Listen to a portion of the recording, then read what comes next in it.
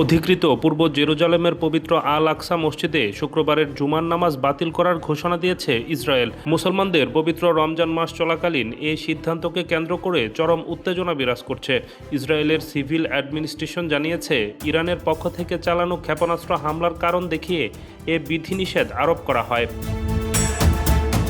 বৃহস্পতিবার ইসরায়েলি সেনাবাহিনী আল মুনাসিক প্ল্যাটফর্মে দেয়া এক বিবৃতিতে সিভিল অ্যাডমিনিস্ট্রেশনের প্রধান ব্রিগেডিয়ার জেনারেল হিশাম ইব্রাহিম বলেন, ইসরায়েল এবং সমগ্র অঞ্চলের উপর ইরানের সাম্প্রতিক হামলার প্রেক্ষাপটে এ নিরাপত্তামূলক ব্যবস্থা গ্রহণ করা হয়েছে।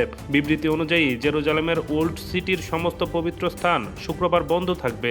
এর মধ্যে আল আকসা মসজিদ ছাড়াও ওয়েস্টার্ন ওয়াল, টেম্পল মাউন্ট এবং চার্চ অব হোলি অন্তর্ভুক্ত রয়েছে।